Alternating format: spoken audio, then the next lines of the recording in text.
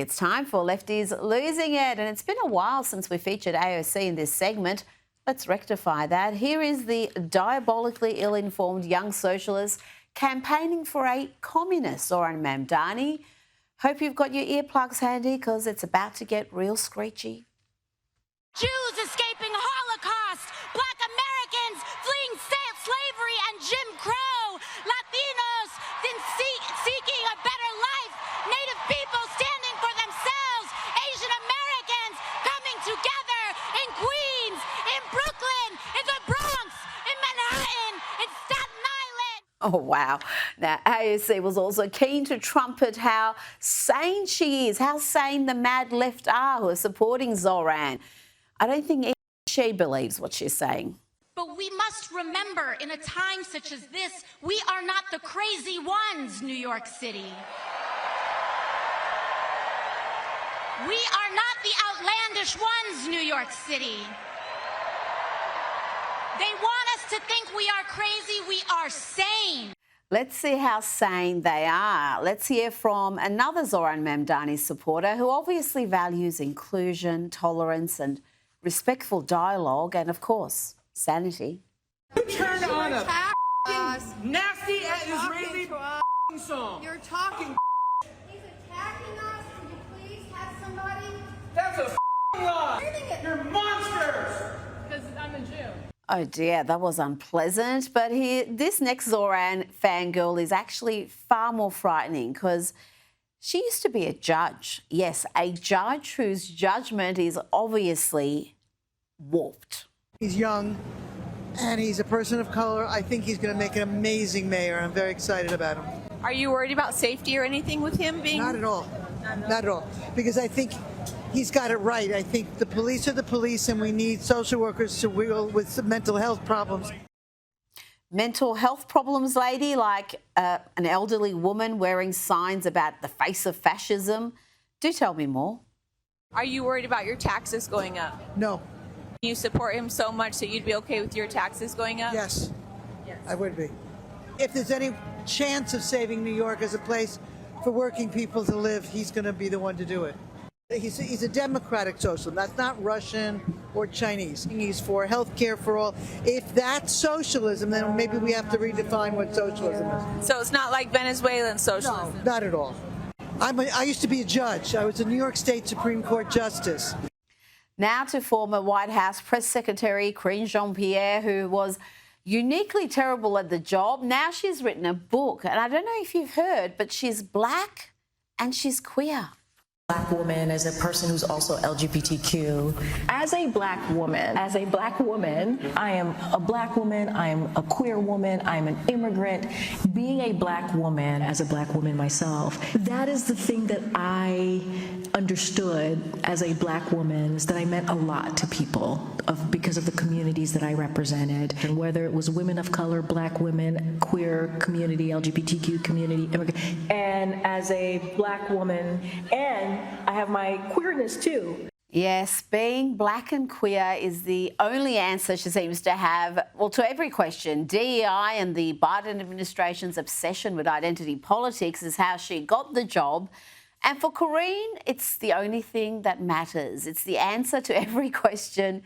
And to show how absurd this is, let's look at just one example. I'm not going to bore you for any more, but just one example from that compilation. Let's see how she answers a question about regrets. Karine, do you have any regrets at all for anything that you said while you were speaking on behalf of this administration? Look. It's a simple yes or no. You don't even know. Because you're asking for a yes or no question. I want to put some context to it too. I woke up every day.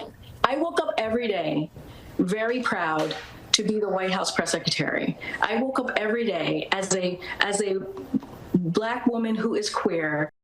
Now let's hear from a couple of certifiable liars, MSNBC anchor Nicole Wallace and the governor of Illinois, J.B. Pritzker. Listen to this.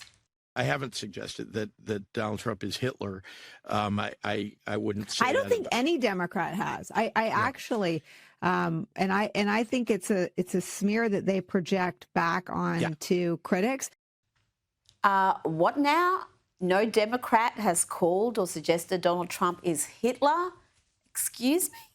Trump actually reenacting the Madison Square Garden rally in 1939. I write about this in my book. From John Kelly's words that Donald Trump is someone who, I quote, certainly falls into the general definition of fascist. Where one side stands for freedom while the other meets the textbook definition of fascism, namely a far-right dictatorial regime like Hitler's Germany or Franco's Spain or Mussolini's Italy, but also white-ruled South Africa. And to be praising Adolf Hitler is dangerous and it's also disgusting. So just to be clear, when you said we do agree, President Biden believes that Donald Trump is a fascist. I mean, yes. He is paving the way to become a Vladimir Putin or to become an Adolf Hitler or a Kim Jong-un. That's what he wants to be. Yeah, but Nicole Wallace and JB Pritzker want you to believe that no Democrat would dare liken Trump to Hitler. It's a smear campaign. Does JB Pritzker think we forgot all about this? What I know is in the early days of the Nazi regime, they started slowly but surely taking away people's rights. And what we're seeing now is the very same thing. Well, we're talking about the death of a constitutional republic. That's what happened in Germany in 1933, 1934. And we're seeing today that you've got an administration in Washington that's ignoring court orders. This is literally the end of the republic as we know it. Let's bring in Sky News contributor Kosha Gator. Kosha, why do they lie like that? I mean, everything is on video. They have been likening Donald Trump to Hitler for 8 years, if not longer, and yet they are now saying it's a smear campaign. I think because they're out of options. They really are. Because they did do it for 4 to 5 years initially from when he descended on that golden escalator. It reached a fever pitch in those 4 years where he was sort of deplatformed and planning his comeback. And then he succeeded. He won and he's back. So they don't have the option to rewrite history the way they might have otherwise if he had actually been in the dustbin of history. Since he's back, he's more powerful, won in a landslide. They only have one option left, which is to deny it. But as you say, we live in this era of ubiquitous video. It doesn't work, and we can do these things all day long. And I think despite that, they have nowhere else to go. I could have played you hours of footage if I wanted to of them doing precisely that. And it's such a cheap tactic. It's the sort of thing you do when you've got no options, but they have been doing it consistently, as you said.